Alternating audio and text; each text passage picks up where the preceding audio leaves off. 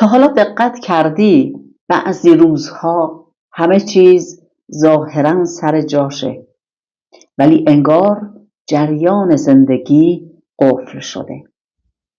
نه پول جلو میاد، نه کار، نه جواب، نه حتی یه نشونه.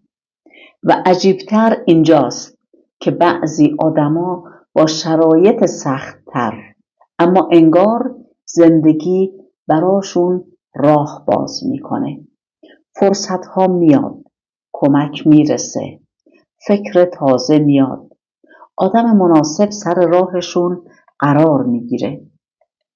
سوال این نیست که اونها بیشتر تلاش میکنن یا نه. سوال اینه که چی رو درست تنظیم کردن. امروز قراره درباره یک کار خیلی ساده صحبت کنیم. نه عجیب، نه نمایشی، نه افسانه‌ای.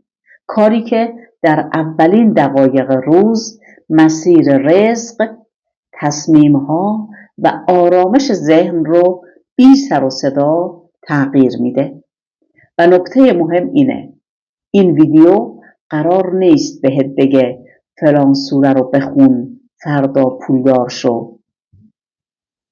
اینجا داریم درباره حرکت حرف میزنیم، حرکتی که از درون شروع میشه و بعد بیرون خودش رو نشون میده. قرآن فقط کتاب دعا نیست، یه نقشه روانی معنویه. بعضی سوره ها مستقیما روی امنیت درونی کار میکنن، بعضی روی ترس، بعضی روی تصمیم و بعضی هم روی رزق. اما نه رزق به معنای فقط پول.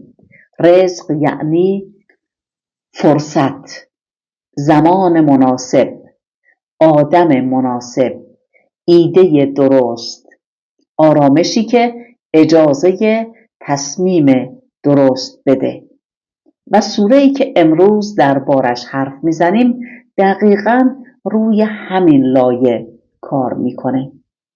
سوره‌ای خیلی کوتاه، خیلی ساده، اما به شدت دقیق. سوره‌ای که کمتر دربارش حرف زده شده، ولی بعضی‌ها سالهاست صبح‌ها بی سر و صدا باهاش روزشون رو شروع میکنند.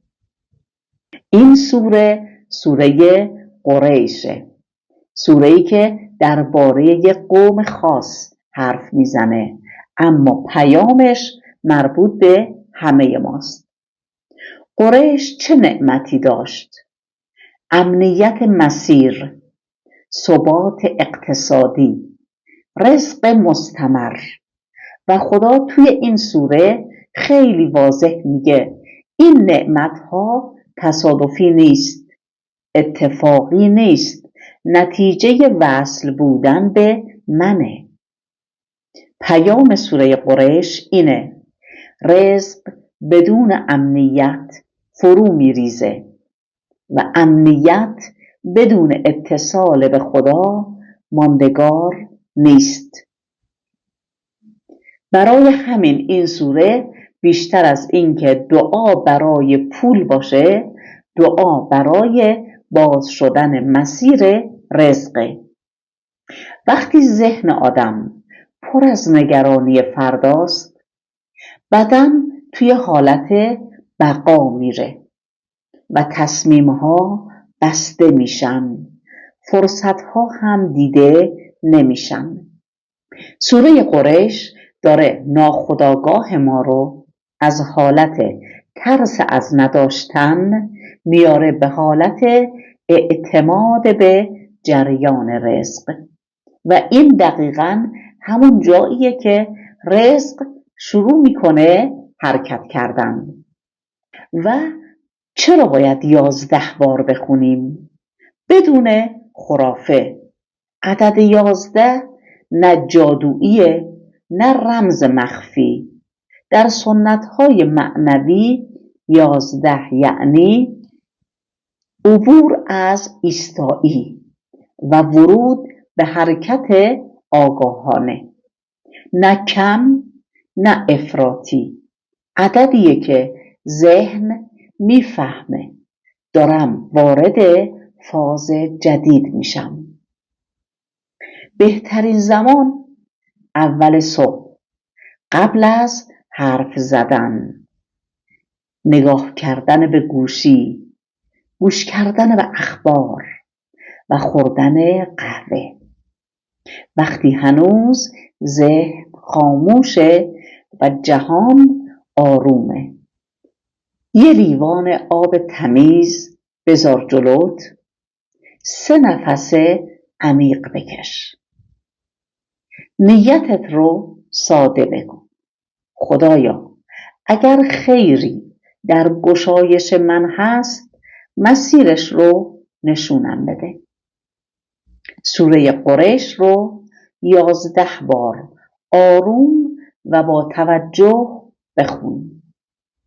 بعد از هر بار یه مکث کوتاه، یه دم ملایم روی آب. نه عجله، نه استرس، نه انتظار معجزه فوری.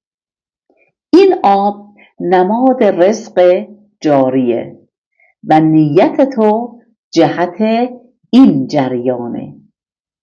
آخرش هم آب رو آهسته بنوش و فقط توی دلت بگو اعتماد دارم.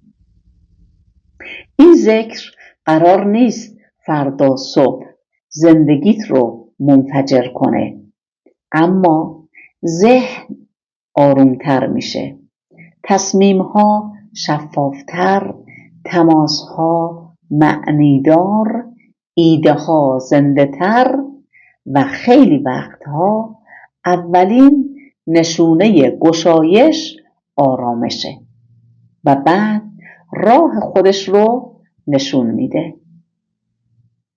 از تو نمیخوام باور کنی، فقط 7 روز امتحان کن. اگر خواستی توی کامنت بنویس شروع کردم. نه برای من، برای خودت که نیتت از فکر بره توی عمل. و اگر حس کردی این حرفها میتونه دل یکی دیگر رو آروم کنه، این ویدیو رو براش بفرست.